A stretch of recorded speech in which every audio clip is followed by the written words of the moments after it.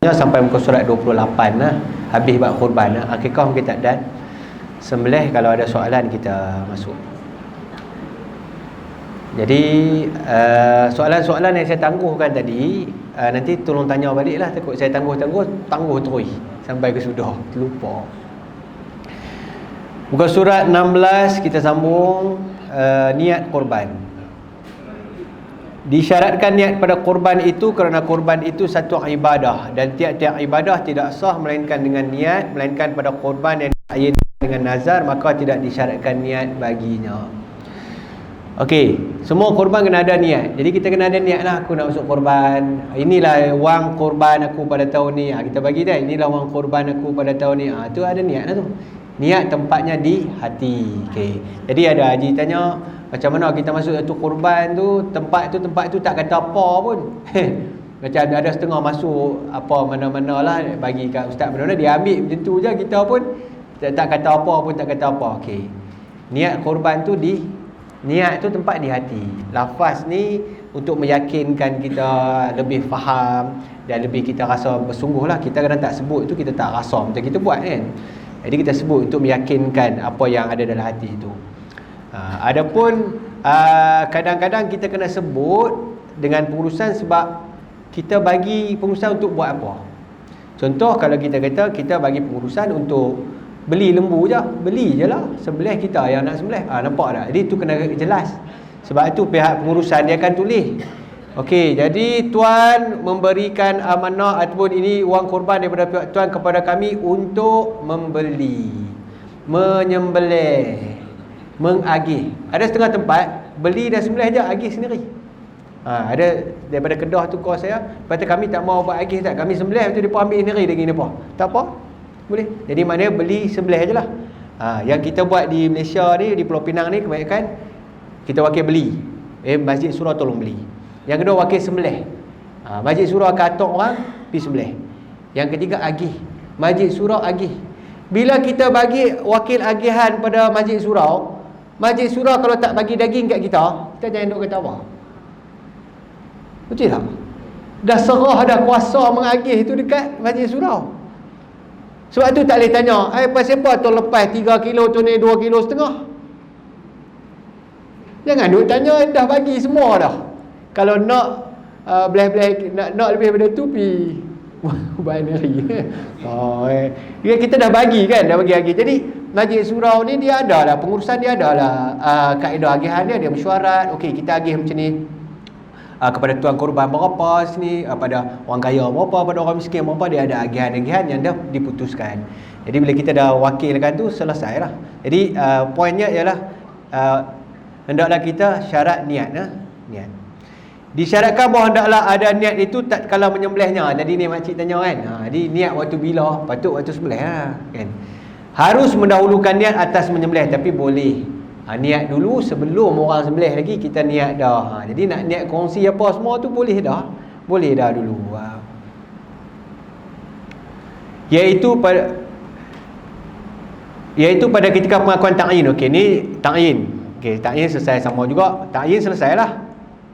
Sekalipun tidak dihadirkan niat itu pada ketika menyembelih, sama seperti harus mendahulukan niat zakat atas membahagi-bahagikannya, tidak memadai ta'yin itu daripada niat. Okey, ni selesai. Tak ada apa yang nak dibincangkan sangat. Harus mewakilkan seorang menyembelih korban dan memadailah niat tuan wakil. Kita boleh wakilkan seorang tukang sembelih untuk urus korban. Okey, nanti pihak pengurusan dah dapat wakil daripada tuan-tuan kan. Pihak pengurusan kita wakil seorang menyembelih korban dan memadailah niat tuan wakil. Niat kita ni kita serah kat pengurusan. Okey, selesai dah. Jadi pengurusan boleh lantik tuan wakil, orang sembelih. Maka tidak perlu wakil kepada berniat. Maka kan yang terima wakil kita tu dia tak payah niat dah. Cukup dengan niat kita bagi je. Dia tak payah pula lagi kita duk pergi jumpa tukang sembelih seorang-seorang. Ni dulu sebab dia tak wakil lagi niat tau. Baru duk main pegang tali kan, baru saya wakilkan haji tukang sembelih ya, baru wakil. Sebab salah satu je hikmah nak elak ta'yin tu lah kan, kita belajar tadi. Dulu baru kita serah wakil sembelih. Lah ni dah serah awal-awal dah semua. Jadi cukup dengan niat kita sahaja. Okey, selesai dah.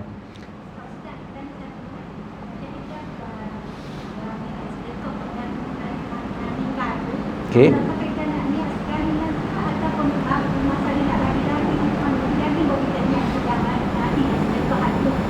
Niat waktu sembelih dan sebelum sembelih tu boleh. Tu waktu dia. Sembelih dan sembelih. Ya, boleh. Ya, boleh. Waktu kita daftar tu kita niat siap-siap. Ya, ni awal ni sebelum sembelih ni boleh, sangat-sangat boleh lah. Kata Syekh, hinggakan kalau wakil tidak tahu keadaan yang disembelihnya itu adalah korban, tidak mengapa. Tukang sembelih ni, contoh dia tak tahu pun binatang tu binatang korban, dia sembelih aja. Dah orang suruh sembelih. Kan? Jadi tukang sembelih tu sembelih je, dia pun tak tahu daging lembu ni dia pun buat korban ke tak. Tidak mengapa, Syekh kata. Niat tu duduk kat kita, tuan korban tu, bukan duduk kat tukang sembelih. Tukang sembelih tu yang dia nak kena qasad ialah dia sembelih. Dia tak tahu lembu korban ke lembu akikah ke, dia tak tahu, tak apa. Jadi tak perlu nak pergi baca kat dia, Haji dengar ni lembu nombor 1 siapa, korban. Nombor 2, kalau tak baca pun tak apa. Tapi yang kita baca bagus juga kan. Baca tu untuk dia orang tahu lah, oh ni lembu saya. Dan yalah, orang kita ni bila disebut nama dia, dia rasa sayu sikit kan, buat korban. Sebut nama pun bagus kan. Tapi maksudnya ialah bila kita dah wakil tukang sembelih, katakan 3 orang 4 orang tukang sembelih. Okey, pengurusan kata okey, kami wakilkan tuan untuk sembelih. Tak abang pun lembu korban ke lembu akikah, panggil okey tuan sembelih. Okey, sah dah. Niat tu duduk kat siapa? Pada kita yang mewakilkan. Okey, boleh juga kalau nak serah niat korban kepada wakil tu, okey. Tapi tak boleh pada orang kafir, gila, mabuk dan sebagainya. Okey, tu boleh lah. Boleh faham tu. Kalau seorang tu dia wakilkan pada orang buat di negeri lain. Okey. Contohlah kan, tengok ni saya baca sebab tadi ada makcik tanya kan. Ni. Harus berwakil pada membeli na'am sebagai korban pada negeri lain dan pada menyembelihnya dan pada membahagi-bahagikan dagingnya kepada orang miskin negeri itu. Entah boleh kita wakil buat satu korban di satu tempat dan agih di tempat tu, boleh. Walaupun kita tak ada di tempat tu.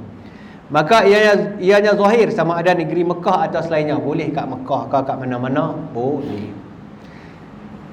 Tetapi jangan dipindahkan dagingnya dari negeri tempat berkorban kepada negeri yang lain. Maka ianya haram lagi akan datang kenyataannya.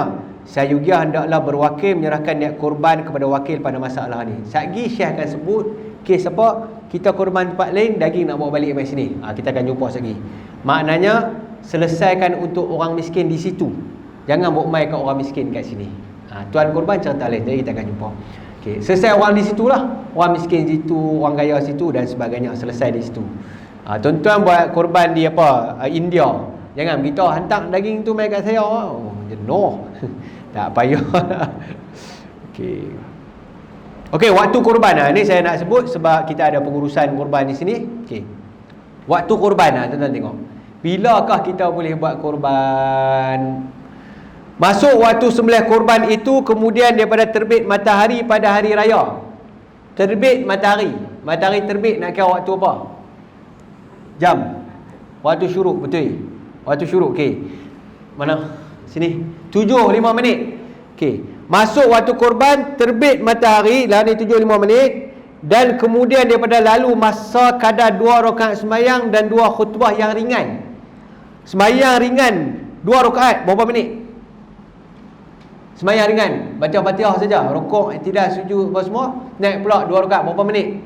Katalah 5 minit. 2 rakaat. Khutbah yang ringan berapa minit? Khutbah ringan tu khutbah 10 minit, khutbah panjang. Baca rukun saja. Alhamdulillah, salatu wassalamu ala Rasulillah, lepas tu ittaqullah, baca ayat Quran ke apa satu, okay. Kemudian nak tambah lagi doa, kalau nak imam nak ambil doa dulu, habis, duduk. Bangkit pula lagi sekali. Alhamdulillah, salatu wassalamu ala Rasulillah, ittaqullah, kemudian mukminin rahimakumullah, baca satu ayat Quran, wal as innal insana lafi khusr, duduk. Habis. Berapa minit? Katalah 3 minit, 8 minit.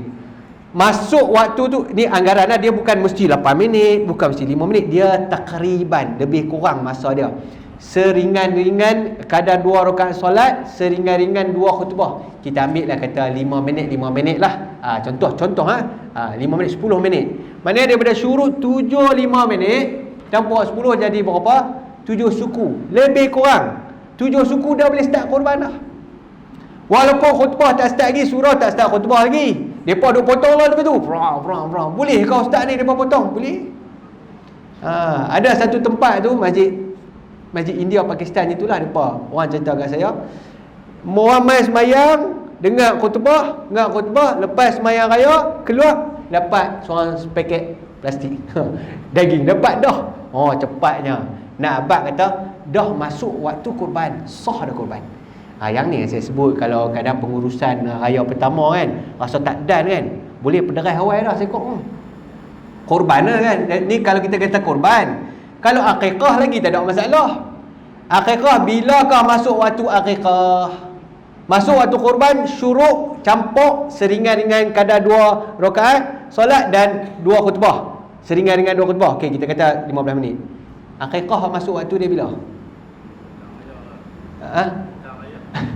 Akikah masuk waktu dia bila budak tu keluar daripada perut mak dia. Dah boleh dah akikah. Jadi tuan-tuan jangan marah pula. Awal lembu kami potong awal. Lembu kami 9 dia potong dah ustaz, 9 saja. Lembu apa? Lembu akikah. Semua akikah. Akikah boleh masuk waktu dah. Korban yang waktu dia tak masuk lagi, korban tu kena tunggu 10 Zulhijjah. Jadi kalau setengah tempat tu memang akikah tu diselesai awal sehari supaya esok tu boleh masak dah. Orang main buat kerja tu boleh pergi makan dah. Baguslah pengurusan ringat macam tu. Tapi depa marah, depa nak lembu depa hari tu juga kan. Tu bincang elok lah dengan pengurusan kan. Jadi tapi dari segi hukum tak ada masalah. Kerana akikah bukannya waktu dia seperti waktu korban. Akikah dia mula awal lagi. Budak keluar pada perut mak dia. Afdal hari ke-7 lah. 7, 14, 21 kan. Tapi masuk dah waktu. Itu akikah. Korban macam tadi. Okey, baik. Okey, korban sehingga last kali bila habis waktu korban, iaitu selepas daripada lalu keadaan tersebut itu kekal waktunya hingga akhir hari tasyrik, iaitu 3 hari selepas daripada hari raya haji. Hari tasyrik yang ketiga, hari raya keempat. Tenggelam matahari, habis tak boleh masuk, tak boleh korban dah. Contoh, satu keadaan. Lembu hari mula hilang. Orang curi bawa masuk dalam maybe. Kan itu mana? Asal seri 5 kot. Depa curi bawa masuk dalam wira ke apa. Masya-Allah. Katanya spray dengan reset. Spray reset lembu tu pening. Lepas tu boleh angkat lembu. Wallahualam. Tak tahu. Dia depa contoh saya lah. Depa spray dengan reset pening. Wallahualam. Baik, lembu hilang hari mula. Ini bukan orang curi, dia lari. Dia tahu dah aku nak kena sembelih, dia lari dulu. Hari pertama tak jumpa. Hari kedua tak jumpa. Hari ketiga tak jumpa. Hari keempat, hari last tu, hari tasyrik ketiga tu tak jumpa. Dekat maghrib dia main. Dia pun tahu.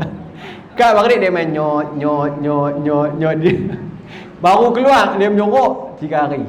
Dia main orang azan dia main duduk dalam tu. Lembu mengaji. Lembu macam kita. Dia tahu hampa tak boleh korban aku dah. Kita kata apa? Korban tak boleh, tapi sembelih kami boleh. Jadi tak korban pada ketika tu. Tak jadi korban. Dia jadi sembelih. Jadi pada waktu tu pengurusan kena bincang balik . Kami ni lembu tuan hilang ceritanya. 7 orang bagi jual hilang sebenarnya. Ni nak buat macam mana? Kalau dia kata ikut sukalah masjid, tak apalah, kenuri pun tak apalah. Potong kenuri. Kalau dia kata tak, kena ganti balik. Cari 850 kali 7 bagi balik. Dia buat macam mana sebab dia pun dah serah wakil kat kita, akad untuk kita hasilkan korban. Dia tak terhasil korban, dah bayar balik kan. Tapi insya-Allah lah kita ni lembu tak hilang kan. Lembu nak lari pun tak berani. Dia tengok tu dia main keliling duk jaga. Lembu pun tak berani. Okey, baik. Jadi waktu-waktu dia macam tu lah lebih kurang . Tak boleh sembelih korban awal tak jadi korban juga. Okey, mari kita masuk hukum makan daging korban. Okey, yang ni yang selalu ditanya . Kita nak makan daging korban. Okey, macam mana hukum dia? Maksudnya di sini juga ialah agihan daging korban. Okey, di sini dengar. Yang tukang bagi daging dengar, yang tuan korban dengar, hak pengurusan dengar, hak tukang tolong-tolong pun dengar. Kerana kita boleh ambil ke tak boleh ambil, boleh makan ke tak boleh makan, macam mana? Di sini jawabnya. Baik. Ini kita cerita bagi korban sunat dulu. Korban wajib tak cerita lagi. Korban sunat. Sunat bagi orang yang berkorban memakan dari korbannya yang sunat. Siapa buat korban sunat, sunat dia makan. Okey. Dia ada tingkatan-tingkatan dia. Siapa masuk korban sunat, ada tingkatan-tingkatan dia. Tingkatan paling tinggi ataupun paling afdal, ataupun kita kata apa, setengah orang bagi periksa dapat A+ lah ni. A+, orang paling bagus, paling baik ialah yang terafdal bahawa jangan dia makan darinya melainkan sedikit jua kerana ambil berkat. Paling baik, okey. Tuan-tuan buat korban sunat, paling baik tuan-tuan ambil sikit saja daging, hak lain semua dia tak makan. Hak lain semua dia bagi ke orang miskin semua. Ambil sikit saja. Hak ni paling baik. Okey. Dan disebutkan yang sikit tu yang terafdal bahawa yang dimakan itu adalah hati yang disedekahkan dan disedekahkan sekalian yang tinggal. Kerana Nabi adalah dia makan daripada hati korbannya. Hadis riwayat Baihaqi. Rasul sallallahu alaihi wasallam ambil sikit je hati. Hak lima Nabi sallallahu alaihi wasallam bagi pada orang miskin. Ni tingkatan paling tinggi. Apa kita belajar? Satu, kalau boleh kita pi minta hati lah. Hak lima bagi ke orang miskin. Apa yang pengurusan belajar? Pastikan hati bagi 7 supaya mereka boleh nak ambil sunat makan hati tu. Kita bagi 3 kilo 4 kilo, dia ambil sikit, at least semua dia bagi ke orang miskin. Tak apa, dia nak ambil sunat. Hati bagi semua dah. Bagi semua pakat kena, pakat dapat. Jangan bagi hati saja. Dah mengaji pengurusan kata afdal, paling afdal tuan ambil hati saja. Jadi kami bagi hati saja. Pakai tahun depan tak ada orang nak masuk dah kita. Tapi itu afdal lah, paling baik lah. Memang paling baik. Hati je. Jadi tuan-tuan masuk korban, bawa balik hati je. Masak, makan, alim pergi hantar ke orang miskin. Baik. Itu yang pertama. Dia tulis 1-2 kan. Sebenarnya 1-2 tu 1. 1-2 tu 1. Ranking yang pertama. Yang kedua, juga dapat pahala, juga mengiringi pada fadilat. Dan kalau periksa kita kata yang ni pun A juga lah. Jadi A tambah. Ni A saja. Kan A dia ada A tambah, A tambah, A saja, A tolak. Betul tak? Zaman kita apa? A1, A2, C3, C4 kan. Ni A2. A2. Tak faham? Okey. Yang mengiringinya pada fadilat yang kedua, dia makan 1/3 dan mensedekahkan 2/3. Yang kedua baik, kita makan 1/3 anak beranak kita. Sedekah 2/3. Makna sedekah ni bagi kat siapa? Saya sebut dia tadi. Sedekah makna apa? Orang miskin. Tuan-tuan ambil 1/3, 2/3 lagi bagi kat orang miskin. Okey. Ni nombor 2. Paling baik ambil sikit je. Sikit tu adalah hati. Okey. Nombor 2, ambil 1/3. 2/3 orang miskin. Nampak tak? Yang pertama orang miskin banyak lagi. Semua orang miskin. Yang kedua orang miskin 2/3. Kita pergi yang ketiga. Mengiringinya pada fadilat. Di sini tulis 4, tapi dia sebenarnya tingkatan yang ketiga. Mengiringinya pada fadilat bahawa dia makan 1/3. Daging tu turun, dia ambil 1/3, dia makan anak beranak dia. Dan sedekah 1/3. 1/3 dia sedekah. Maknanya orang miskin. Orang miskin 1/3. Dan hadiah kepada orang kaya 1/3. Dia bagi ke orang kaya 1/3. Orang tanya, siapa kaya Ustaz? Yang pertama, dia bertanya siapa kaya dulu. Lepas tu bertanya siapa miskin. Okay. Orang miskin kita semua tahu lah. Orang miskin ni dia tak cukup lah. Makan dia tak cukup. Keperluan harian dia tak cukup. Kira dia ni hari-hari lapar lah. Nak abang itu lapar, makan tak cukup. Tak cukup. Kalau kita boleh makan kenyang, dia makan tak berapa kenyang. Orang miskin, orang susah. Kiraan dia macam mana tu satu bab lain. Okey, baik. Kita soalannya, kita kaya ke miskin? Betul. Makcik kata kita kaya pun tak, miskin pun tak. Lepas tu kita nak duduk kat mana lagi tak boleh? Guru saya kata, Duk atas pagar. Atas pagar tak ada dalam kitab ni. Maknanya kita tak boleh makan daging atas pagar. Baik. Kata guru saya, kalau kita tak masuk dalam asnaf zakat miskin, itu bererti kita adalah orang kaya. Allah telah mengkayakan kita dengan rezekinya. Cukup makan, cukup pakai. Bersyukurlah kita orang kaya. Cuma kaya banyak tingkatan. Ada orang kaya biasa-biasa, ada orang kaya sangat, ada orang kaya raya sampai banglo rumah, itu kaya juga. Tapi ini semua kumpulan orang kaya. Kita yang cukup makan, cukup pakai dan tempat tinggal, kita orang kaya. Boleh terima ke kita orang kaya? Boleh? Tak boleh terima lagi. Allah telah mengkayakan kita dengan rezekinya. Kalau Allah tak kayakan kita, makan kita tak cukup, kita lapar. Dan ni kita setiap hari kenyang ke lapar? Kenyang, bahkan terlebih. Pakai cukup tak? Cukup, bahkan penuh almari. Shopee lagi duk main hantar. Kan? Kalau kira baju tu kau boleh zakat, tak kena zakat baju kalau ada zakat pakaian. Tapi tak ada lah zakat pakaian tu. Tempat tinggal ada. Walaupun kita kata kecil, tapi ada. Allah mengkayakan kita, yakni Allah mencukupkan kita keperluan rezeki. Maknanya dari sudut fiqh, kita termasuk orang yang tak layak dapat asnaf miskin, zakat. Kita termasuk dalam kumpulan perbahasan orang-orang yang bukan miskin, iaitu orang kaya. Cuma kaya banyak tingkatan. Okay. Jadi bila kita dah tahu macam tu, senang kita bincang. Kita letak. Sekarang ni tuan-tuan letak ni tuan-tuan. Tuan-tuan orang miskin ke orang kaya? Jadi kalau tuan-tuan yang memang asnaf miskin, okey, miskin lah, saya kita bincang, tuan-tuan tahu, oh ini hak saya. Bila tuan-tuan bukan miskin, tuan-tuan kita masuk kaya lah. Kan? Saya alhamdulillah orang kaya. Tuan-tuan semua kaya kan? Jadi kita orang kaya. Alhamdulillah Allah bagi kita kaya. Kita doa moga Allah terus mengkayakan kita dengan rezekinya. Alhamdulillah. Saya kita tengok bagaimana keperluan dan perbahasan tentang orang kaya. Boleh.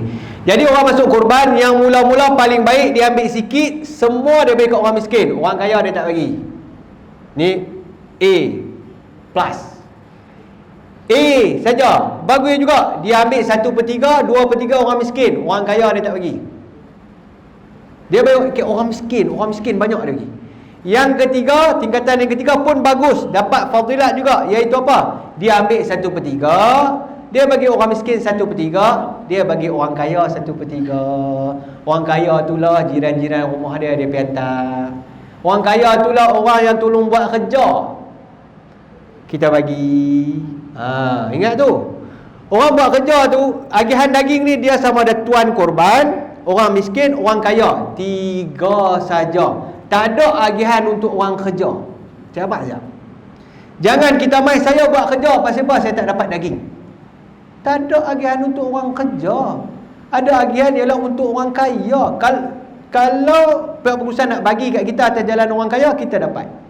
Ataupun kalau kita miskin tak apa. Tu pun kalau mereka nak bagi kat kita. Bukan semua orang miskin boleh dapat. Ada orang miskin 10, mereka nak bagi 5, 3. Orang tu je dapat. Maksudnya kita ni bila sampai menguruskan, membantu ibadah korban tu, fatibu biha nafsan, kata Rasul sallallahu alaihi wasallam, jernihkan, bersihkan hati kamu urusan ibadat tu. Orang bagi alhamdulillah, orang tak bagi tak apa, tak ada masalah. Ya cik. Ya, bagus soalan tu. Macam mana pula bahagian orang potong daging? Saya ulang. Yang dapat daging 3. Tuan korban, orang miskin, orang kaya. Tuan potong daging tak ada. Kalau tuan potong daging kita nak bagi, tengok. Kalau tuan potong daging itu tuan korban, dia ambil bagian tuan korban. Kalau tak, tuan potong daging itu dia miskin, kita boleh bagilah atas jalan miskin. Tak pun dia orang kaya, kita boleh bagi atas jalan orang kaya. Tapi yang tak boleh, upah. Upah tukang sembelih daging korban tak boleh. Upah tukang mai potong daging, mai lapah daging korban tak boleh. Upah tak boleh. Kita tak boleh bagi atas jalan upah. Jalan 3 ya. Nampak tak? Jadinya semua kita boleh faham lah. Kita mai buat korban, bantu semuanya. Kita ni kalau pengurusan bagi atas salah satu jalan ni lah.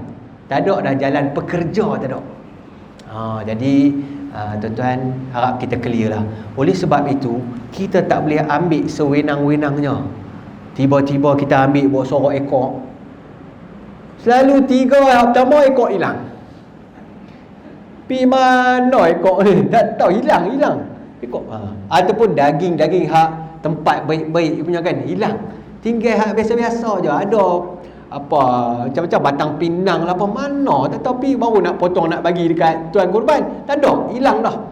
Ada orang ambil. Dia bukannya macam kita kata pisang hari Jumaat, siapa cepat dia dapat. Ya, orang pun tak tahu, tak main Jumaat. Pisang hari Jumaat duduk kat belakang tu, siapa cepat dia dapat. Ambil 10 pun tak apa, orang tak marah. Tu pisang hari Jumaat. Tu pun cerita lain juga. Okey, satu bab lah. Daging korban ni yang berhak bagi tu hak diwakilkan tu. Surau ada tuan in charge jaga daging, masjid ada tuan in charge jaga daging. Tuan korban pun dia tak boleh pandai-pandai pipi dia nak ambil. Tak, tunggu sat dia dah letak wakil untuk agihkan, dia pun kena tunggu. Depa nak bagi berapa, bagilah. Jadi tuan-tuan jelas noh. Kita tak boleh ambil sewenang-wenangnya. Orang bagi kat kita pun bagi tengok atas jalan apa. Bila kita mengaji orang bagi kat kita, tuan-tuan boleh tanya sepatah lah. Ni bagi kat saya ni atas jalan apa? Orang kaya ke orang miskin? Ataupun tuan korban, dia kata ni bagi atas jalan orang miskin. Hoi, kita bukan miskin. Tak, bagi balik. Nampak? Kita ngaji kita tahu. Selalu kita dapat atas jalan apa? Orang kaya? Kaya belaka dah dapat. Jalan orang kaya. Tuan korban dapat atas jalan apa? Tuan korban lah. Baik, kenapa kita perlu jelas kita dapat atas jalan apa? Kerana kalau tuan korban atas jalan tuan korban ni dia hanya boleh buat sekian benda. Saya kita tengok. Kalau orang miskin dia boleh buat sekian. Kalau orang kaya dia boleh buat sekian. Bukan ikut suka semua sama, tidak. Contoh tadi kita kata apa? Lembu YB kan. Lembu YB nak letak nama AJK. Kan? Lembu YB letak nama AJK, daging tu siapa tuan korban? AJK. Depa bagi kat YB terima atas jalan tuan korban ke atas jalan orang kaya? Orang kaya. YB kena ikut turutan agihan orang kaya. Nampak tak? Dia ada kesan tu. Lagi baik kalau YB nak ambil semua, kita buat nama YB 77. Kalau YB kita nak bagi daging kepada YB atas jalan tuan korban. Sebab tuan korban saya kita akan bincang, dia boleh bagi kat orang lain. Orang kaya tak boleh bagi kat orang lain. Saya kita akan bincang. Okey, jadi kalau kita agak YB ni dia nak pergi hantar kat orang lain lagi kot. Jadi kita letak nama YB tu tompok 1 YB, tompok 2 YB, buah nama lah. Kena buah nama, buah nama semua. Jangan lembu ke-7. Ni lembu siapa punya ni? Lembu parlimen. Lembu siapa? Parlimen lah Ustaz. Oh, parlimen. Siapa punya? Parlimen lah. Parlimen berapa ramai orang. Tak boleh, mesti letak satu. Ya? Dia letak syarat macam mana? Macam YB.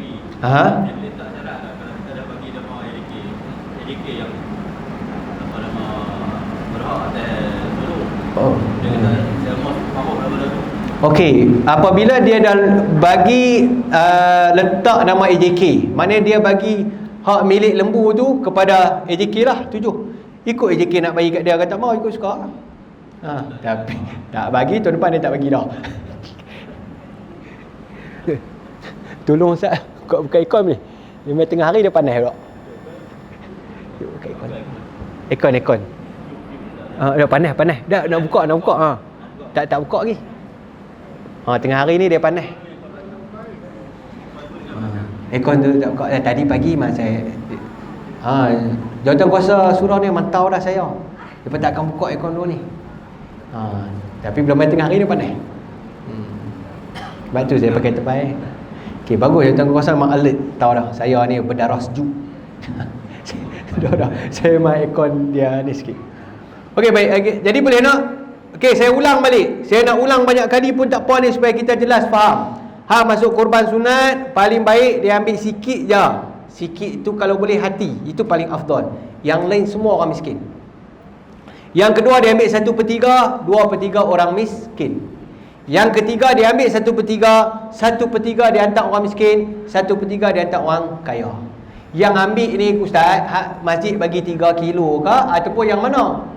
Semua bahagian dia.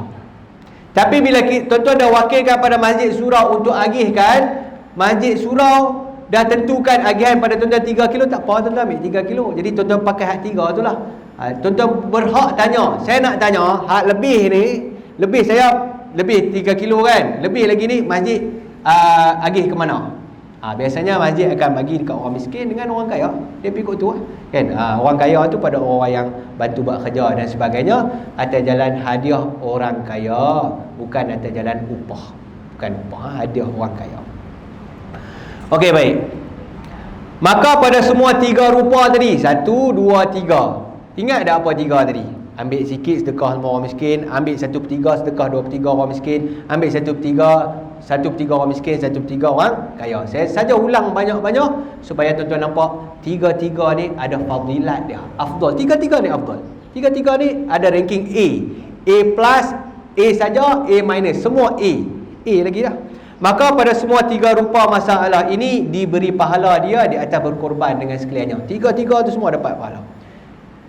Dan di atas bersedekah dengan apa yang dia sedekahkan, semuanya pahala. Sedekah pun dapat pahala. Maka tidaklah hilang sebahagian pahala korbannya dengan sebab dia memakannya atau menghadiahkan sebahagiannya. Maksudnya apa? Walaupun dia makan daging korban tu, kan saya kata 1/3 makan, kan? Tak hilang pahala, dapat pahala juga. Tak salah. Jadi kita tak boleh kata tuan korban tak boleh makan langsung. Tak, boleh makan. Ni korban sunat, okey. Dan pada menghadiahkannya, tak boleh kata jangan duk bagi kat orang lain, bagi orang miskin semua. Tidak. Dia bagi hadiah kat orang kaya pun dapat pahala juga. Bahkan lebih baik silaturahim dan sebagainya. Jadi dia boleh pilih sama ada nak bagi semua orang miskin kecuali sikit, ataupun 2/3 orang miskin dia ambil 1/3, ataupun 1/3 dia orang miskin dan orang kaya. Muka surat 20, kadar minima yang wajib disedekahkan. Wajib atas orang yang berkorban pada korban sunat. Ini korban sunat, bukan korban wajib. Bukan korban wajib. Korban wajib siapa? Orang nazar, orang ta'in. Ini cerita korban sunat, korban sunat. Wajib orang yang korban pada korban sunat mensedekahkan suatu daripada dagingnya sekalipun sedikit. Zain, ambil kitab. Ada. Wajib siapa masuk korban sunat sedekah walaupun sikit. Hak ni selalu terlupa ni. Duk buat, kadang-kadang kita duk buat berapa tahun dah korban, tak fikir orang miskin. Sedekah ni maknanya apa? Bagi pada orang miskin. Wajib korban sunat kita. Kadang orang salah faham. Orang ingat korban wajib saja kena bagi ke orang miskin. Tak, korban sunat pun kena bagi pada orang miskin. Tengok Syekh kata wajib orang atas orang yang korban pada korban sunat mensedekahkan sesuatu daripada dagingnya sekalipun sedikit. Kena bagi ke orang miskin walaupun sikit. Loh ustaz, selama ni saya buat tak pernah pun kisah orang miskin. Ganti balik pergi bagi ke orang miskin. Ada setengah-setengah tempat tu memang tak tahu pun kata agihan kena bagi kat orang miskin. Dah berapa tahun dah buat. Tak apa, ganti balik bagi. Haram atasnya memakan sekaliannya kerana firman Allah Ta'ala pada hadiah dan korban yang sunat, fakulu minha wa at'imul qani'a wal muqtar. Artinya makan olehmu daripadanya dan beri makan orang yang tidak meminta dan yang perlu kepada yang meminta. Okey, rujuk balik ayat ni. Okey, ada yang tak tulis ayat berapa dah? Saya nak cari tak ya? Tuan-tuan cari ya, tapi tak ada nah. Ayat Quran ni. Cari pilah. Yang lagi ambil masa sikit lah. Tengok. Kalau jumpa dengan sekali carian, ayat yang keberapa ni? Wal mu'tar. Tak jumpa. Tak jumpa tu nanti tuan-tuan tengok lah. Saya lupa nak cari ayat keberapa. Tak ada rujukan tu. Okey, baik. Persoalannya ustaz, tadi ustaz kata kami yang buat korban sunat wajib sedekah. Maknanya wajib bagi pada orang miskin. Berapa banyak yang sikit tu kena bagi? Berapa banyak? Tuan-tuan tengok bawah tu nota kaki dia. Menurut sebahagian ulama sekurang-kurangnya setengah kati menyamai lebih kurang 300 gram. Paling kurang kena bagi kat orang miskin 300 gram daripada bahagian yang kita masuk korban tu. Kalau kita masuk sekong 300 gram kali 7 maknanya 2 kilo 100 gram. Ini paling kurang lah minima. Bagilah lebih sikit. Dia cun-cun timbang 300 gram, 310 pun lebih. Bagilah lebih sikit, setengah kilo ke, sekilo pun tak apa. Bagi lebih ke orang miskin. Yang wajib sikit kena bagi, sekurang-kurangnya tertulis di sini sebagian ulama kata setengah kati kena bagi. Okey. Jadi tuan-tuan, apa yang kita belajar? Satu, tuan-tuan masuklah korban di mana tempat pun, apa kewajipan tuan-tuan? Lepas mana akad dan sebagainya, kewajipan kita tanya. Saya nak tanya, bahagian orang miskin dah selesai ke? Tanya. Kalau pengurusan kata selesai, kami dah bagi dah. Macam masjid kan, kita dah plan, ada plastik color lain. Plastik ni orang miskin punya, siapa jangan usik. Okey, bagus, macam tu bagus, cantik. Ada plastik biru, plastik hitam, plastik merah. Satu plastik tu orang miskin punya. Ada orang jaga, ada orang cari orang miskin, bagus. Tiba-tiba kalau tuan-tuan tanya pengurusan, bagi orang miskin dah selesai ke? Pengurusan kata, "Dok, kami tak urus orang miskin." Yang orang miskin tu duduk kat tuan, yang kami bagi tu, dalam tu orang miskin. Makna kita wajib pergi cari orang miskin pula bagilah. Tanyalah orang sepatah. Kan? Lain tempat, lain pengurusan dia. Setengah tempat memang ada yang saya dapat tahu, setengah tempat tu depa abang siap. Kami tak urus orang miskin, Ustaz. Nak cari orang miskin pun payah tangan dia. Kami tak urus dia. Jadi memang kami serah balik kat tuan. Kami bagi lebih kat tuan tu supaya dia urus orang miskin. Dia sendiri ambil 300 gram ataupun 500 gram bagi kat orang miskin. Kita tanyalah sepatah, kan? Kalau dan pengurusan pun maklumlah sepatah, kan? Kata kami tak buat ni orang miskin, tuan kena cari orang miskin, kan? Kita carilah orang miskin ni. Yang wajibnya lah sedekah. Sambung lagi. Wajib bahawa yang disedekahkan itu daging mentah lagi basah. Kat orang miskin ni nak bagi daging apa? Jangan bagi tanduk ya. Bagi apa? Lemak lah apa? Bagi daging yang mentah lagi basah. Daging hak makan. Tu tanduk-tanduk tu kita ambil. Maka dia memberikannya kepada fakir atau miskin yang Islam. Orang miskin Islam lagi merdeka. Walaupun seorang tak apa. Ustaz, tempat kami ada seorang aja miskin. Bagus, bagi kat dia semua. Kalau bagi dia semua, untunglah dia. Nak kah? Kalau nak jadi miskin macam dia. Baru dapat. Untung tak banyak dapat. Bagi kat dia, kata guru saya, bagi dia biar sampai dia kaya. Dia boleh jual. Kita tak boleh jual, dia boleh jual. Bagus ya, baru ni ada satu surau tanya saya, Ustaz, kami duduk nampak ada seorang orang miskin tu, nak bagi tapi nampak dia seorang lah miskin. Okey, tak apa. Banyak ni nak bagi kat dia. Kami rasa dia mesti tak mau ya. Banyak sangat kan. Jadi macam mana kami nak buat? Lepas tu bincang-bincang macam keluarlah idea macam ni. Panggil abang orang miskin tu, bang mai sini. Jangan panggil abang miskin mai sini, kena nampak. Bang mai sini bang. Ni daging ni satu bahagian semua abang punya. Dalam hati kita ni bagi orang miskin lah sebab dia miskin. Semua abang punya. Tapi banyak sangat kan. Okey, abang nak ambil. Okey, abang nak dalam berapa kilo? Katakan kita nak bagi dia 30, 40 kilo, banyak sangat. Dia kata bayar saya 2-3 kilo sudah saya. Banyak-banyak bukan saya nak boleh makan. Okey, tak apa. 2-3 kilo kami bagi kat abang. Hak lebih tu hak abang tu kami tolong jual. Abang wakil kat kami tolong jual. Okey, dia kata okey, saya wakil tolong jual. Kita ambil wakil jual, apa kita buat? Kita set dengan seorang tukang jual daging. Daging bawah harga pasaran. Fresh. Mai beli nak tak? Okey, tukang set dah. Orang tu pun mau berapa sekilo 20 ke 18 depa mai ambilnya, depa boleh jual. Kan? Orang miskin boleh jual. Okay? Ni orang miskin jual, kita wakil je. Orang jual daging pun mai, turun daging bagi kat dia. Okey bang, ni lebih ni kami wakil jual. Kita jual kat tuan. Orang beli daging, orang tu bagi duit, kita ambil, kita bagi kat dia. Orang miskin. Nah bang, ni bang punya yang kami tolong jual tadi ni. Tolong jual je. Lepas tu jangan tanya bang beli 10% ke apa ke. Jangan tanya pula. Tak ada lah kot tu. Kita tolong jual je, bagi kat dia. Orang miskin maulah. Tapi kalau kita pergi hantar daging 30-40 kilo rumah dia pun tak mau, dia nak buat apa? Kan? Kita kena buat gitulah, tolonglah. Tolong orang miskin tu. Itu salah satu kaedah. Dan saya yakin pengurusan akan ada kaedah-kaedah lain lagi ya, yang boleh membantu orang miskin lah, sehingga orang miskin nak terima. Termasuk kulit. Kulit kan, kalau kita buang saja, memang ni lah, kita nak jual, kita bukan boleh jual. Siapa yang boleh jual? Ya je. VIP hari tu tuan-tuan ingat lah. VIP orang miskin tau. Orang miskin mai jangan hambat. VIP depa. Jangan depa ni mai duk tunggu daging kerja tak buat mai tunggu daging. Jangan keluar perkataan macam tu.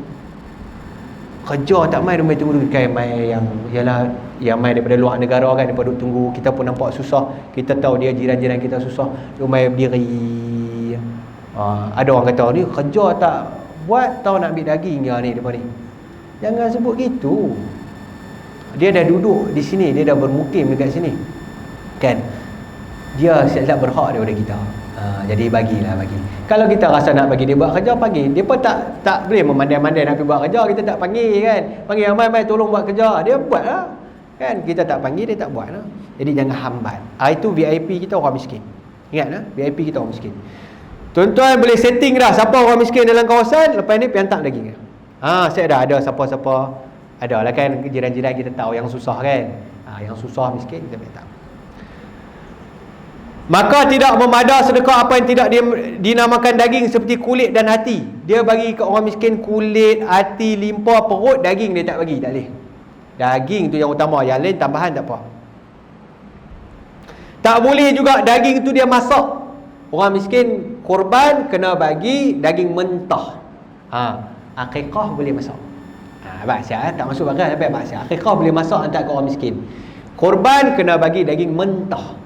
Pek pergi hantar ke orang miskin daging mentah. Okey. Memada mensedekahkan daging kering. Daging kering tak apa. Okey, saya laju sikitlah lagi. Kita habis pukul berapa ni? Permit sampai pukul berapa? Permit pukul 12 lah. Saya ingat nak tutup buka soal jawab tu. Okey, ni kes orang duk tanya, ustaz, tiap-tiap tahun dah kami buat, tak pernah bagi ke orang miskin pun. Mai abang. Maka jika dia, muka surat 21 sebelah. Maka jika dia memakan sekalian daging korbannya atau menghadiahkan sekaliannya, tiap-tiap tahun duk buat, dia ambil makan atau bagi ke orang kaya, ambil makan atau bagi ke orang kaya, hadiah ke orang kaya, tak bagi langsung ke orang miskin. Dia wajib mendoman kadar yang wajib dia sedekahkan.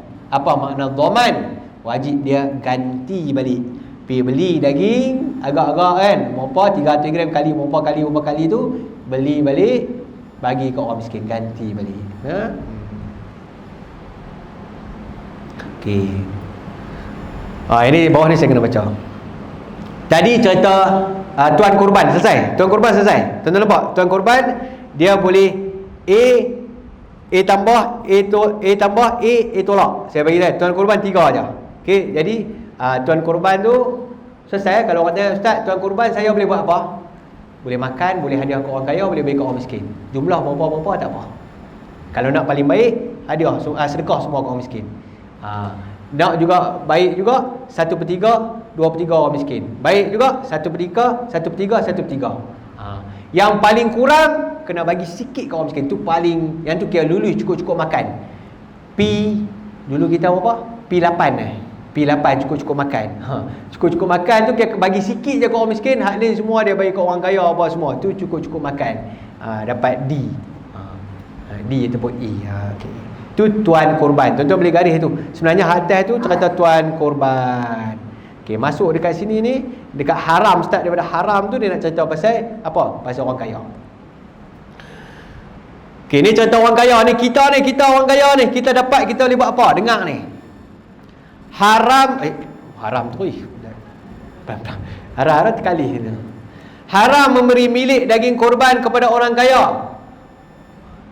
Orang kaya ni dia bukan memiliki, dia dapat hadiah. Bukan bagi ambil ikut suka dapat apa tak. Haram bagi milik daging korban kepada orang kaya. Orang kaya tak boleh memiliki, dia dapat hadiah saja. Apa bezanya? Kalau memiliki, dia boleh jual atau buat apa-apa ikut suka. Untuk mereka mentasarufkannya, tasaruf ni maknanya menguruskan atau menghabiskan daging itu dengan jual atau barang sebagainya. Okey, saya fahamkan. Sini Syekh nak beritahu, orang kaya dapat daging tak boleh jual. Tu lah. Nak abang tu lah. Cuma ayat tu dia sambung dengan belakang tu, kita jadi macam pening sikit. Syekh nak abang, orang kaya dapat daging tak boleh jual. Siapa orang kaya? Kita. Jangan pergi jual daging tu. Jangan duk impun banyak-banyak, duk plan. Sekejap lagi pasal malam next pasal malam minggu ni kita buka kedai daging. Tak boleh jual. Haram hukumnya kita jual daging. Satu. Siapa kita? Orang kaya. Bukan orang miskin. Orang miskin, okey. Tetapi, tuan-tuan tengok.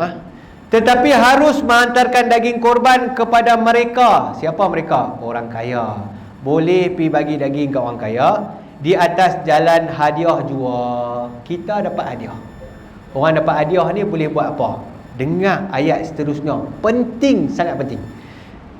Maka kita dapat jalan hadiah, tidak boleh mereka mentasarufkannya, tak boleh urus daging tu dengan jual atau hibah. Orang kaya tak boleh jual daging korban, orang kaya tak boleh hibah daging korban. Apa makna hibah? Ambil pergi bagi kat orang lain. Kita ambil daging banyak-banyak, balik kita duk pergi bagi kat jiran rumah kita. Dia pun kaya, kita pun kaya, dapat jalan hadiah, kita duk pergi bagi kat orang kaya lain. Tak boleh. Ambil takat hak patut je lah. Habis ustaz, kita boleh buat apa? Ada pada ayat lepas ni. Cuma saya nak berhenti dekat tu dulu. Jangan duk buat dah macam dulu-dulu ni kita ambil lebih daripada tuan korban. Tuan korban ni bagi, kita ambil buah harga motor. Dia ni bagi, kita ambil buah harga motor. Penuh harga motor kita, balik kita pula pergi bedak kat orang lain. Kita dah dapat hadiah, kita hibah dekat orang lain. Tak boleh. Apa yang orang kaya boleh buat? Orang kaya boleh buat, tengok. Hanya hendaklah dia, orang kaya tu, tasarufkan, uruskan dengan ini saja dia boleh buat. Satu, makan. Dan sedekah. Dan jamu orang kaya lain. Atau fakir Islam. 3 je. Saya bulat tu. Makan, sedekah, jamu. Orang kaya, kita orang kaya ni, dapat daging kita boleh buat apa? Satu, makan anak-anak kita. Makanlah. Nak makan. Ataupun yang kedua, kita boleh sedekah. Maknanya bagi ke orang miskin. Kita boleh pergi hantar. Dah banyak sangat ni. Hantar ke orang miskin. Boleh. Boleh dah hantar ke adik-adik kita yang kaya. Atau jamu. Nombor 3 ni kita boleh buat. Daging tu kita masak-masak, kita pergi bagi dekat orang. Jamu orang makan. Tak apa. Kita jamu orang makan. Jadi kalau tuan-tuan dapat lebih tu, saya duk sebut tadi kan, masak-masak mabuk sudah. Selesai. Tapi jangan buat hibah dekat orang lain. Hibah pada orang kaya lain. Pergi bagi daging mentah dekat orang kaya lain. Tak boleh. Okey. Saya habiskan perenggan ni, lepas tu tuan-tuan nak tanya boleh tanya. Kerana orang kaya yang menerima hadiah itu seperti hukum yang mempunyai korban jua. Walau bagaimanapun harus orang kaya memiliki daging korban Baitul Mal. Ni Baitul Mal, kita tak libat dah. Okey. Orang kaya, okey. Jadi selesai orang kaya. Ada soalan apa nak tanya orang kaya? Boleh. Dia boleh, saya buat singkatan MSJ. Makan, sedekah, jamu. Kita boleh bagi kat orang miskin. Sedekah boleh. Sedekah tu maknanya bagi kat orang miskin. Kita boleh makan, sedekah, jamu. Hibah tak boleh. Hibah ni maknanya bagi kat orang kaya lain. Okey. Ada nak tanya orang kaya? Sebelum kita pergi lagi, ada tuan korban sikit di belakang ni. Tuan-tuan tanda muka surat tu sangat penting. Ya, sila tuan setiausaha masjid. Boleh.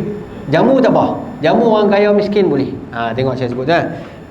Dia jamu orang kaya lain atau fakir yang Islam, tapi syarat dia Islam. Agama Islam. Syarat dia Islam. Walaupun khilaf dalam mazhab lain bukan Islam, tapi mantan mufti kita Datuk Hassan pernah sebut, bagi orang Islam habis dulu. Kalau tak ada orang Islam tu, baru kita cerita lain lah nak berpindah mazhab lain, tapi orang Islam. Ya. Macam kita dapat daging Terkejut ni. Kita dapat daging duit, lepas tu kita bagi kepada orang yang tak dapat daging. Kaya ke miskin orang tu? Tu nak tahu tu. Okey, kita dapat daging lebih. Soalan dia, kita ni tuan korban ke, kita orang kaya ke, kita orang miskin? Tuan korban. Oh, tuan korban. Kalau kita tuan korban, kita boleh buat tadi. Boleh ambil 1/3, bagi orang kaya 1/3, bagi orang miskin 1/3, boleh Tuan korban hukum dia lain. Kan? Tuan korban paling baik apa dia buat? Dia ambil sikit je, dia bagi semua orang miskin. Yang kedua dia ambil 1/3, dia bagi orang miskin 2/3. Yang ketiga juga baik, dia ambil 1/3, dia bagi orang miskin 1/3, dia bagi orang kaya 1/3. Boleh, tuan korban boleh bagi kat orang kaya. Tak ada masalah. Yang tak boleh ni kita kata orang kaya yang bukan tuan korban, dia dapat daging atas jalan hadiah orang kaya. Boleh? Nak whiteboard nak tulis pun duk ada muka saya. Lagi saya tonton muka saya. Dia ada 3 pecahan tuan-tuan. Satu, tuan korban. Tuan-tuan jelas, tuan korban apa dia boleh buat? Dia boleh bagi ke orang kaya, dia boleh bagi ke orang miskin, dia boleh makan. Yang kedua, orang kaya. Orang kaya dapat, dia boleh buat apa? Makan, sedekah, jamu. 3 je. Orang kaya. Ni bukan tuan korban. Ni tuan korban tu kaya juga. Ni orang kaya yang dapat hadiah. Makan, sedekah, jamu. 3.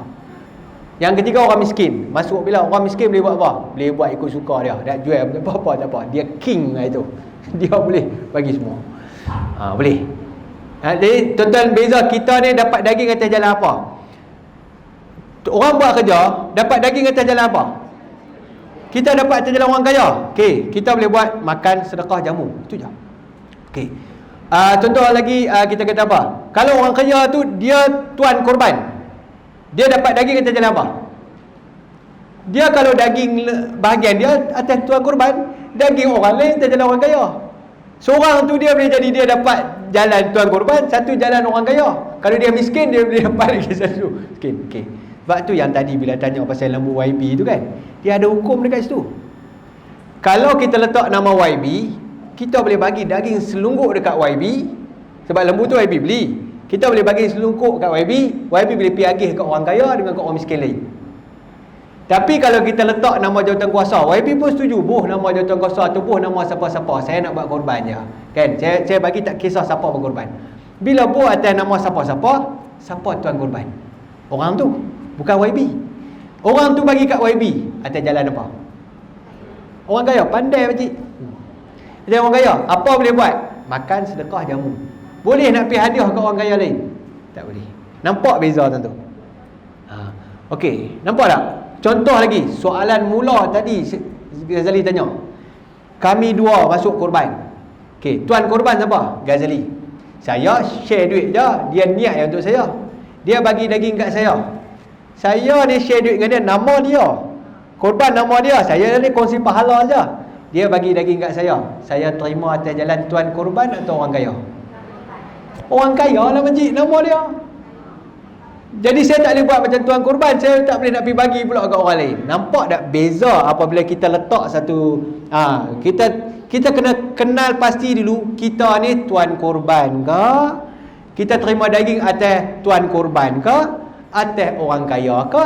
Atas orang miskin ke? Ya.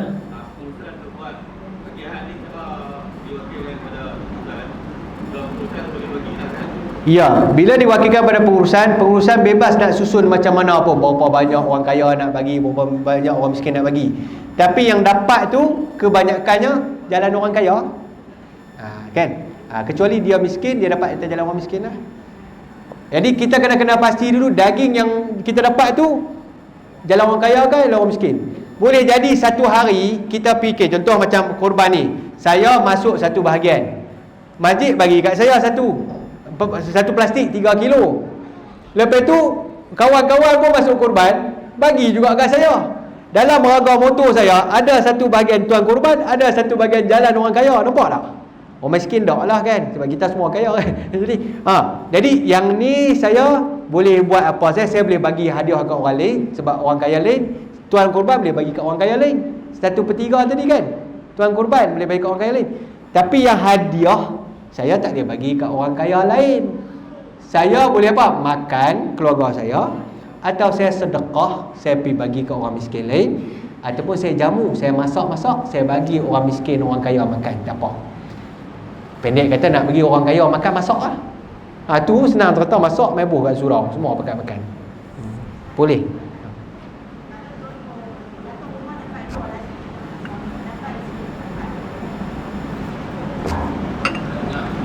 Soalan dia macam kita, dua suami dapat, isteri dapat. Soalan saya balik, atas jalan apa dapat? Tuan, jalan orang kaya. Macam tadi, boleh makan sampai habis daging tu, ataupun kita boleh sedekah ke orang miskin, bagi mentah ke orang miskin, ataupun kita boleh jamu orang kaya atau orang miskin lain. Masak, jamu. Masak main buh kat surau lah, tak pergi buh kat masjid. Selesai lah. Kan? Kami malam Jumaat, lepas tu beli roti menggali buh, cicah. Selesai. Ya? Buat main je, surau duduk tunggu je. Jadi tuan-tuan, surau bagi kat kita yang tolong buat kerja tu, Jalan apa? Orang kaya. Orang kaya ni dapat hadiah tau. Jadi kau tak bagi pun tak apa. Hadiah tak bagi pun tak apa. Jadi jangan kita duk harap main ni boleh 5 kilo aku bawa balik. Tak. Kita pergi tolong kerana Allah Ta'ala. Dapat tu hadiah. Tak dapat pun tak apa. Tok Guru saya kata, kalau kita nak sangat daging, nak makan, pergi beli. Bukan pergi buat kerja dia guna ambil daging. Tak. Nak daging, pergi beli. Ini daging korban. Dia ada tata cara pengagihan dia. Gitu. Zahid, boleh lah. Kalau apa boleh tanya. Ustaz jawab ada soalan Zahid di awal tadi. Tapi tak apa, boleh tanya. Ya, sila Tuan SU. Risau SU duk tanya. Pejabat. Ya. 40 orang mereka impun duit. Okey. Mereka nak korban seekor lembu. So kita nak cadang macam mana tu? Satu nama kau. 40 orang himpun duit nak korban seekor lembu. Mereka beli dah seekor lembu. Ya. Dan ini tu jadi masalah nak bawa nama siapa. Saya nak suruh tuan-tuan dengan perempuan tu. Pakcik, soalan. Tolong jawab Ustaz.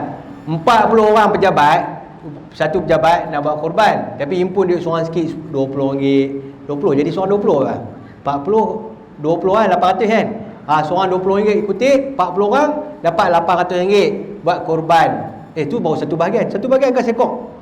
Oh sekor. Okey, banyaklah juga depa. Okey, 40 orang sekor lembu dapat. Jadi nak buh nama siapa?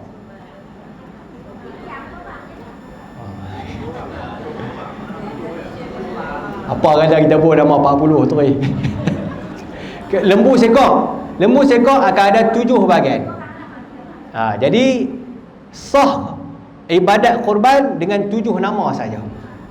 7 nama. Lain-lain tu ialah mereka yang sedekah duit kat dia, macam bagi hadiah duit kat dia untuk memudahkan dia buat korban. Kemudian dia nak lebih baik lagi, dia niat pahala korban untuk semua 40-40. Dapatlah 40 pahala korban. Tapi kalau dia buat tak mau niat, kan, tahun depan jangan pilih dia dah. Dia kata aku tak mau kongsi dengan apa, aku seorang sudah. Kan? Tetap 7 seekor lembu, 7 bahagian, 7 orang je lah, tetap 7 orang. Jadi kita rotate lah, boleh rotate kan. Macam kata ada seorang lah yang susah untuk kata 40 orang. Ya. Orang-orang ada seorang lah. Pun boleh juga terpulang lah nak bawa nama seorang satu-satu tujuh dia ke. Kena ni terpulang kan. Yang tu dari sudut kita nak pastikan sah ibadah korban lah. Tapi sebelah sah kalau cukup syarat kan. Ni kita nak tengok jadi korban ke tak jadi korban. Boleh jawab tu, boleh faham lah. Lebih kurang Ustaz Zahir terjawab soalan Ustaz. Kan, okey. Saya buka soalan je lah tu. Dekat ke-12 dah. Permit dekat ke-12. Assalamualaikum Ustaz. Assalamualaikum. Ya. Soalan ni, yang orang nak masuk korban ni, Ya. dia ada setengah Ustaz kata ada pantang larang dia sebelum hari korban 10 hari tak boleh potong kuku, tak boleh potong jangkut, tak boleh potong rambut semua. Yang tu dia sunat ke ataupun apa fadilahnya? Bagus soalan. Okey dah. Okey. Muka surat 25. Okey, buka. Jawapan duk lagi tak?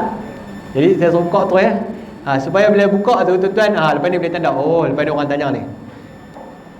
Termasuk dalam adab korban. Yang pertama, makruh bagi orang yang hendak berkorban menghilangkan suatu daripada rambutnya dan janggutnya dan kukunya dan sekalian bulu badannya daripada misai dan kumis dan bulu ketiak dan bulu ari-ari dan selainnya di dalam 10 hari yang pertama daripada bulan Zulhijjah hingga dia melakukan korbannya. Kalau dia potong jadi apa? Makruh. Jadi maknanya kalau tak tahan sangat kan boleh tak potong? Tak apa. Orang buat kerja dia kerani, kuku panjang, dia nak tight macam mana? Tersangkut je lah. Tak boleh dia kata saya kena potong juga Ustaz kuku ni. Kan tersilap saya tak potong awal. Tak boleh kata silap tak baik Saya kena potong juga ni, saya terlupa nak potong. Tak apa potong. Hukumnya makruh. Bila tuan-tuan masuk 1 bulan ni siapa nak ambil sunat ni nak ambil sunat ni, hukum sunat ni siapa nak ambil? Mula bila? Hari ni 29, 28. Hari ni 28. 28 Zulkaidah ni nak masuk dah sehari 2 ni. Potong sejak apa nak potong siap. nak ambil sunat supaya kita dapat kebaikan. Mari kita tengok apakah fadilatnya soalan tadi. Syekh jawab di bawah. Maka sunat dia tidak menghilangkan demikian itu kerana hadis Nabi SAW. Saya baca maksud jana, minta maaf lewat dah. Apabila kamu lihat hilal Zulhijjah dan seorang daripada kamu nak korban, maka hendaklah dia menahan dirinya daripada hilangkan rambut-rambut dan kukunya. Hadis riwayat Muslim. Sunat hukum dia. Bermula hikmah, muka surat 26. Hikmah, apakah hikmah dia? Yang demikian itu adalah supaya lengkap keampunan dan kemerdekaan daripada api neraka pada sekalian juzuk-juzuk anggotanya. Semua rambut-rambut semua lengkap keampunan dan pembebasan daripada api neraka. Itulah hikmah yang Syekh tulis dalam kitab ni. Jadi saya dah bagi saya habiskan ayat, minta maaf. Jadi kalaulah kita rasa kita tak boleh nak tahan dan kita ada keperluan nak potong kuku, nak potong rambut, walaupun dah masuk 2 Zulhijjah, 3 Zulhijjah, boleh, tak apa. Sebab hukumnya sunat. Sunat untuk kita pertahankan. Kalau kita tak pertahankan, makruh ya. Itu je lah. Okey. Soalan lagi, bila Ustaz? Sampai berapa bulan? 10, 11, 12 ke 13? Jawab dia, sehingga binatang kita disembelih. Kalau binatang kita sembelih 10, sampai 10 je lah. Sembelih dia boleh dah. Kan? Kalau binatang kita 13, menunggu sampai 13. Tu orang duk tanya, Ustaz, lembu saya benar ni hari 13.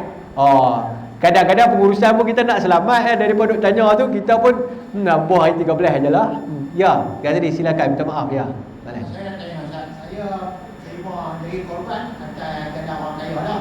Ya, orang kaya. Lepas tu saya nak bagi dari korban yang terima tu kepada orang miskin, tapi dia duduk luar pada contoh kat Perak, boleh tak? Negeri yang sama. Ada tadi kita kan haram pindah daging ke negeri negeri lain. Negeri yang sama, negeri kita. Habiskan orang miskin negeri kita dulu. Contohnya kita habiskan orang miskin negeri kita dulu. Setengah pandangan kata haram. Okay. Baik, apa yang saya boleh laju juga. Ya, ada soalan? Saya boleh laju ni sebelum nak pukul 12. Okey. Tadi kita pergi adab. Okey, adab korban ni saya sukalah sebab kumpulan pengurusan banyak di sini.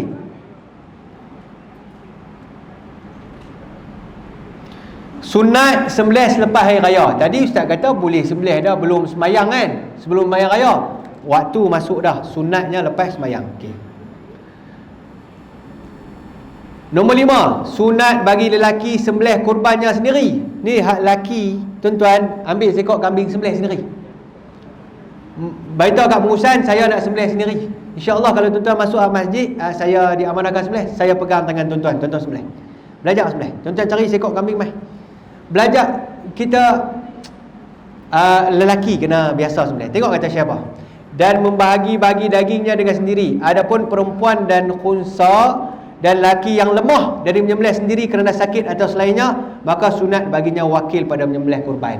Tu guru saya kata, laki kalau tak sembelih sendiri, dia lemah dia. Dia sembelih. Tapi kalau lembu sekok je duk berebut lah 7 orang kan. Belilah kambing sekok. Mai kita ajak. Tahun ni pengurusan kalau ada kambing satu nama kan. Tuan tu mai kita bagi dia sembelih. Kita pegang tangan dia, saya pegang tangan. Pegang betul-betul, kita tak melawak kan, bukan pegang-pegang lepas kan. Pegang sampai habis, don't worry. Tak tinggal 1000 kot kambing. Okey, saya nak ambil dekat sini sebab pengurusan ramai. Okey. Baik, nombor 11. Tengok muka surat 28 nombor 11. Ini muka surat terakhir untuk korban. Dan lagi sunat menghadapkan yang disembelih dan menghadap yang menyembelih kepada pihak kiblat. Kalau boleh menghadap kiblat lah binatang tu. Kalau boleh menghadap kiblat. Tapi kalau tak dapat, tak apa. Sebab dia keutamaan ialah memudahkan proses sembelihan tu. Kalau boleh sembelih tu, biarlah pisau tu boleh masuk ke bawah ni. Dia binatang tu macam ni.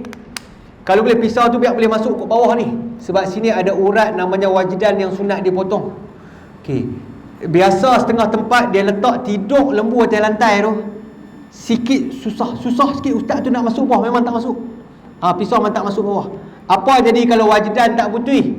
Binatang tu boleh bangkit balik. Sah kan tak sah? Sah dah sebab dua putih. Halqum dan marid putus sah dah. Cuma dia boleh bangkit sebab dia ada urat besar. Jadi urat besar ni sunat potong. Jadi kalau boleh jangan letak terus. Gantung sikit tak apa kepala dia kat tiang tu. Senang dia masuk ke bawah. Ya, gitu. Kalau ada lubang bagus lah. Ada lubang bagus ya. Tengok keadaan. Kadang-kadang tukang sembelih memang menghadapi kesukaran bawah lubang kecil tanah. Pisau makan tanah. Tak lepi. Terutama pisau 12 inci ke atas tu sangkut. Dia tukang sembelih. Tengoklah keadaan. Kadang-kadang hak mudahnya tukang sembelih, dia akan kepok kepala ke atas. Bukan kepok, tak mati lagi.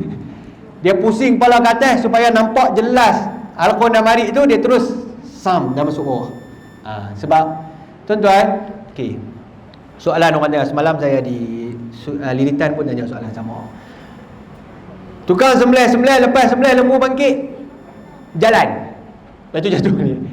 Saya rasa ada kot setengah tempat saya pernah tengok juga. Lembu bangkit, lepas tu berjalan. Lepas tu jatuh balik. Dia pun buka kaki kan, lembu bangkit, jalan dan jatuh balik. Okey, halal ataupun tidak dimakan? Syaratnya ialah tengok terputus ataupun tidak halqum dan mari dah. Kita pergi cek, dua ni putih dah. Halqum tu hak macam straw washing machine tu. Mari ni duduk belakang dia. Dia dua-dua duduk tang ni. Hak nak kena putih tu tang ni. Pernah pengalaman saya sekali di Kemboja, ada seorang tu potong, lepas dia potong, kami potong banyak ekor, dia potong 1, 2, 3, lebih kurang 4, lembu pertama bangkit duduk. Jadi kalau tuan-tuan tengok lembu bangkit duduk dan sebagainya, relax, tenang, jangan gelabah, jangan kata habis dah bangkai. Sabarlah. Pi tengok syarat sah sembelihan, rukun yang pertama, sembelih ada 4. Yang pertama ialah putus halqum dan mari. Pi tengok dua dia putus tak? Kalau washing machine putus, halqum saya sebut washing machine lah putih tu kan, apa washing machine tu sebut washing machine orang tahu. Kalau hak putih tu putih, hak belakang tak putih, tak sah. Maknanya tak habis. Kadang washing machine pun separuh putih. Tapi kalau dua-dua dia putih, dia duduk berdiri lagi, tak apa. Sebab dia bergantung dengan urat tepi ni, nama dia wajdan. Urat ni urat besar ni, darah besar. Sunat potong je. Tapi kalau potong dia mati cepat lah. Jadi saya pergi tengok waktu dengan kawan, pergi tengok pasal apa lembu ni duduk, dia duduk macam tu. Dia kepala bangkit. Kita pergi tengok, teropong tengok, putih dah. Selamat. Tu selamat dulu. Tu pun tak putih, ganti sekor. Tu putih dah. Alhamdulillah. Tengok selok, belah tepi ni tak putih, dah ada urat besar lah ni. Okey, makan tanah lah. Pisau makan tanah, tak boleh masuk bawah. Okey, kita pun ambil pisau, potong ni terus tumbang. Dia bergantung dengan urat darah tepi ni. Jadi tuan-tuan tengok halqum dan mari itu yang penting. Okey, jadi balik pada tadi, sunat menghadap ke kiblat. Tapi kalau menghadap ke kiblat itu menyusahkan pengurusan, ni sunat je. Kalau menyusahkan, nak pusing, nak tunggang terbalik, payah, tak apa. Kita utamakan sembelihan tu mudah dan sembelihan tu dapat lakukan dengan sempurna. Itu utama lagi. Kalau dapat ke kiblat itu lebih baik ya. Terus saya habiskan sunat ni, lepas tu saya buka soalan. Lagi sunat tak kala menyembelih mengucapkan bismillah atau bismillahirrahmanirrahim. Ni tukang sembelih. Bismillahirrahmanirrahim dia masuk dia masuk. Okey, tukang sembelih. Sunat mengucap selawat dan salam pada Nabi. Allahumma salli ala sayyidina Muhammad sallallahu alaihi wasallam atau apalah selawat dan salam pada Nabi. Sunat takbir 3 kali kemudian daripada ucap bismillah. Allahu akbar, Allahu akbar, Allahu akbar. Walillahil ham. Hak tu hak sunat. Yang kita ada takbir raya tu apa ustaz? Moga-moga takbir raya tu adalah Allah Akbar juga. Kok tu orang kita kalau Allah Akbar, Allah Akbar, Allah Akbar walillahil ham, tak ingat ustaz takbir raya Allahu Akbar, Allah Akbar tu kami ingat. Hak sunatnya takbir kemudian walillahil ham tu sunat. Okey? Dan sunat membaca Allahumma hadza minka wa ilaika fataqabbal minni. Ataupun kalau tak ingat, ambil maksud dia saja. Ya Allah, ini anugerah daripada Engkau. Aku hampirkan diri pada Engkau, aku serahkan pada Engkau, terimalah daripada aku. Ingat maksud sudah. Tuan-tuan masuk korban ni dalam hati duk sebut tu. Ya Allah, rezeki ni semua daripada Engkau. Ni aku kembalikan, aku serah pada Engkau, terimalah ibadat aku ni. Kita sebut tu. Bila korban jam datang kita Allahu Akbar, Allahu Akbar, Allahu Akbar. Besarkan Allah Ta'ala. Allahu Akbar, Allahu Akbar, Allahu Akbar, walillahil ham. Kemudian ya Allah, ini semua rezeki daripada Engkau, anugerah Engkau, aku kembalikan kepada Engkau dalam bentuk ibadat ni, terimalah daripada aku. Itu amalan sunat yang kita nak buat. Itu sunat-sunat saya dah sebut tadi. Okey, kita buka soalan. Tepat jam 12. Sila je. Saya Cina, sini ada soalan. Saya buka.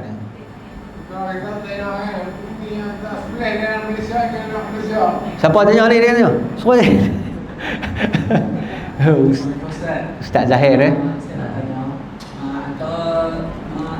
Afdal dalam negara ataupun luar negara yang mana lebih afdal. Ya. Kerana satunya sudut harga luar negara mungkin RM400 sebahagian, dalam negara 7-800, dan kat luar negara mungkin banyak orang miskin berbanding dalam negara, kata sesetengah pihak. Jadi yang mana afdal? Itu saja. Baik, terima kasih. Afdal yang utama tidak dinyatakan secara jelas dalam kitab permasalahan tu. Tak ada, saya duduk belik-belik kata tak. Cuma boleh difahami macam ni. Tuan-tuan perasan tak?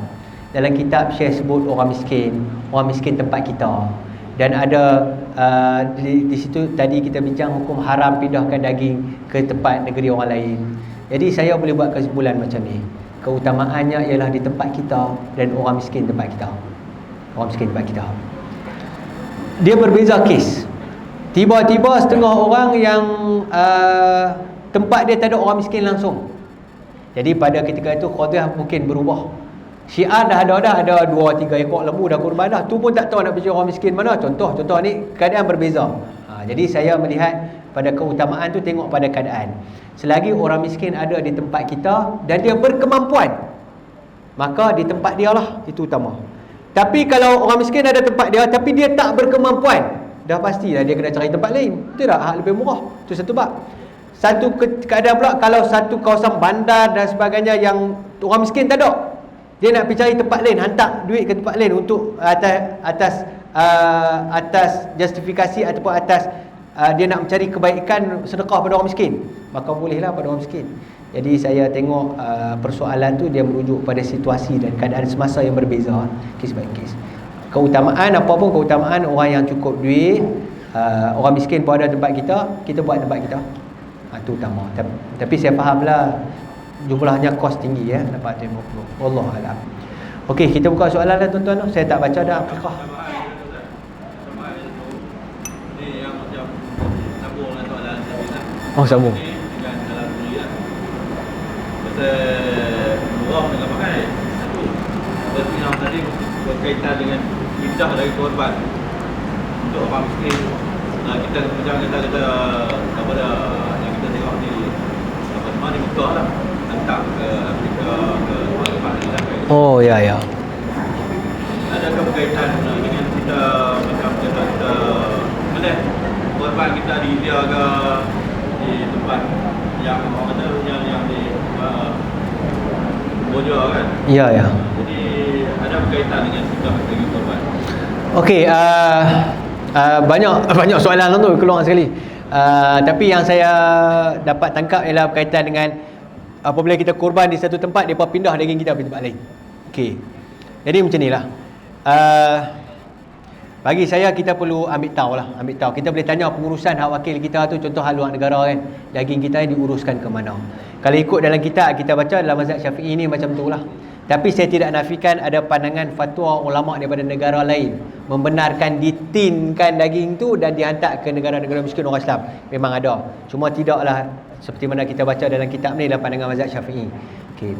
Cuma saya ingat kalau kita nak ikut apa ada dalam kitab ni, kita boleh pesan pada pengurusan supaya kita nak diagihkan tempat orang miskin di tempat yang sama. Boleh. Contoh macam banyak yayasan yang di Kemboja sini, contoh Yayasan Ar-Rahmah, memang depa selesaikan dengan orang miskin di sana. Contoh di Mekah pun banyak, depa selesaikan dengan orang miskin di atas-atas kawasan bukit tu, depa pergi hantar ke kawasan tu bukit. Jadi ada pengurusan yang buat macam tu. Biasa pengurusan yang hantar ke luar negara ni memang syarikat-syarikat besar lah yang depa boleh ada kemampuan untuk tinkan dah hantar ke negara-negara lain. Memang ada juga macam tu.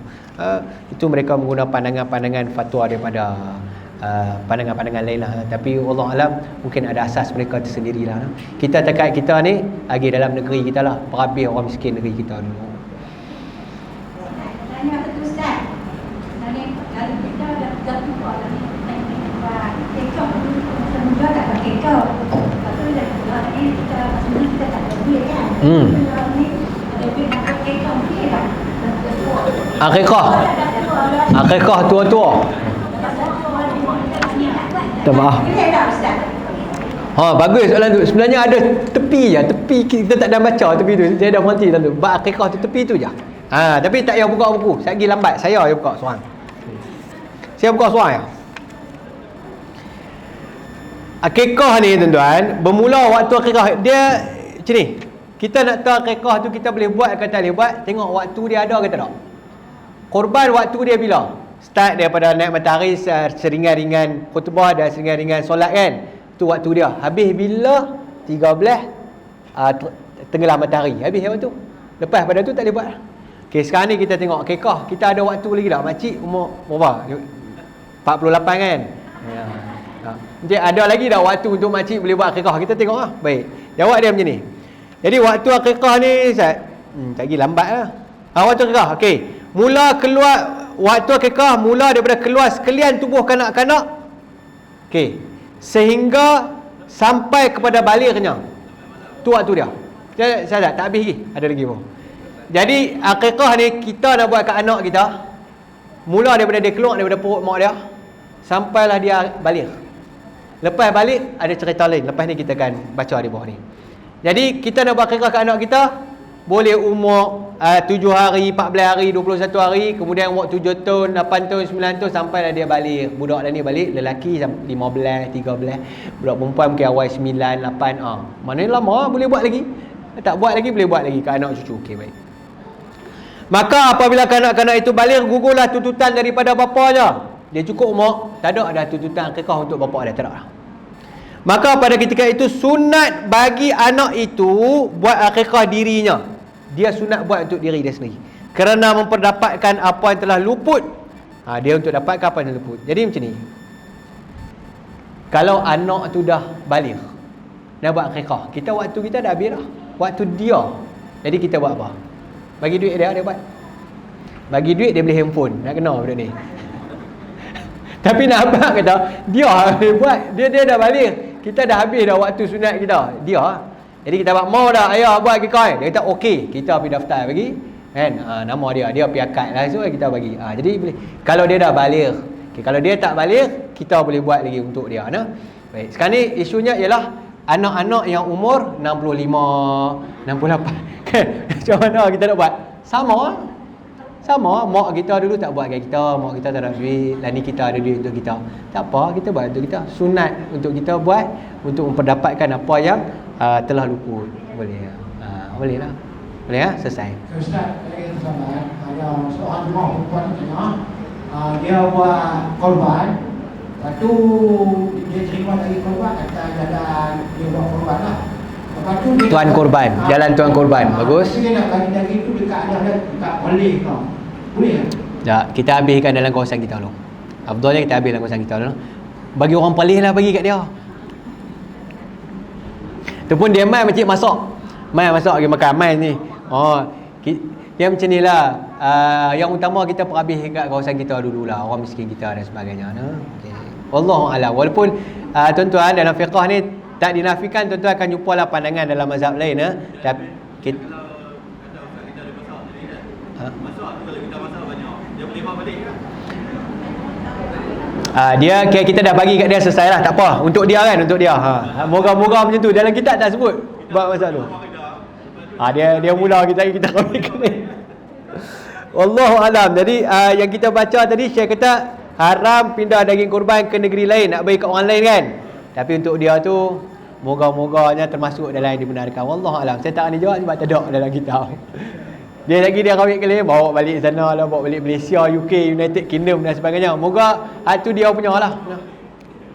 Wallahu alam. Okey. Memanglah ada perbahasan-perbahasan macam tu. Okey, jadi macam mana kita boleh kot noh? Boleh dah 12 dah kan? Negeri kita. Yang lagi nama negeri. Lagi nama negeri sebab Syekh sebut dalam negeri. Lagi nama negeri kita. So, Sebarang Perai, Pulau Pinang ke Kedah? Itu cerita lain. Ke makcik nak tanya saya Pulau Pinang ni siapa punya ke? Wallah. Ustaz, satu soalan lagi. Mungkin ada pendapat ada yang mengatakan kita ni masuk korban, lepas tu bila kita tengok datang kita sudah di sembilan, tiba-tiba rasa kesian pula. Ada apa-apa yang Ha? Tak, tuan kurban boleh buat apa tadi kita bincang tu lah. Kesian ke tak kesian ke, tuan kurban pingsan ke tak pingsan ke, tak ada apa. Tak ada apa. Tak ada apa, tak ada masalah apa. Gitu juga saya tanya Atuk Guru berkaitan dengan daging tulang-tulang kan. Kayak kita macam tulang-tulang kita kena tanam dan sebagainya kan. Okey. Tulang ni sebelum dengan selepas dia beza. Sebelum diagihkan tu kita tak boleh nak tanam, kita kena bagi kat orang, bagi orang miskin apa semua. Dia tak boleh nak terus buang macam tu. Tapi selepas dah orang dapat, dia jadi macam biasa. Kita makan daging, kita tulang kita buang tu sampah tak apa, macam biasa. Tak perlu sampai kita nak import semua, tak perlu. Cuma kita juga faham dari sudut yang lain, tulang-tulang kalau dibiarkan macam tu, dia jadi makanan jin. Tu satu sudut lain. Tapi di situ hukum tidak memperketatkan supaya kita sampai berdosa ni, tidaklah sampai ketat macam tu. Jadi kita urus macam biasa, macam kita makan lagi biasa. Jadi tuan-tuan, saya kira setakat itulah kot noh. Dah bulan 12 ni kita dah mula dah kan. Tak tenang dah, banyak urusan je bang, banyak urusan lain kenduri dan sebagainya.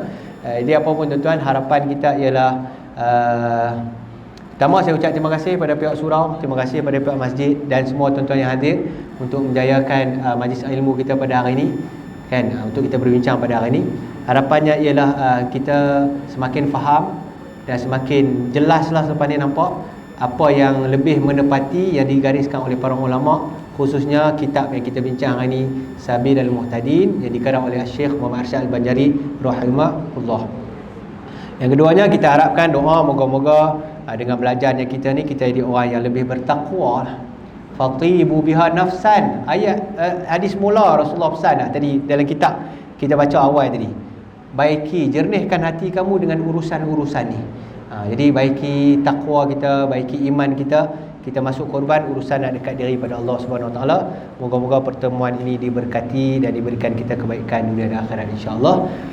Kita akhiri dengan doa tuan-tuan, moga kebaikan kehadiran yang hadir pada hari ini dimakbulkan doa kita insya-Allah. Biniyatil qabul wa taufiq al-Fatihah. أعوذ بالله من الشيطان الرجيم بسم الله الرحمن الرحيم الحمد لله رب العالمين الرحمن الرحيم مالك يوم الدين إياك نعبد وإياك نستعين اهدنا الصراط المستقيم صراط الذين أنعمت عليهم غير المغضوب عليهم ولا الضالين. الحمد لله رب العالمين حمدا حامدين حمدا شاكرين حمدا يوافي نعمه ويكافئ مزيده. يا ربنا لك الحمد كما ينبغي لجلال وجهك الكريم وعظيم سلطانك. اللهم إنك عفو كريم تحب العفو فاعف عنا وعن والدينا وعن جميع المسلمين والمسلمات برحمتك يا أرحم الراحمين. اللهم فقهنا في الدين وعلمنا التأويل واهدنا صراطك المستقيم. ربنا عليك توكلنا وإليك أنبنا وإليك المصير. اللهم يسر لنا أمورنا مع الراحة لقلوبنا وأبداننا والسلامة والعافية في ديننا ودنيانا، وكن لنا صاحبا في سفرنا وخليفة في أهلنا، واطمس على وجوه أعدائنا وامسخهم على مكانتهم فلا يستطيعون المضي ولا المجيء إلينا. ربنا آتنا في الدنيا حسنة وفي الآخرة حسنة وقنا عذاب النار.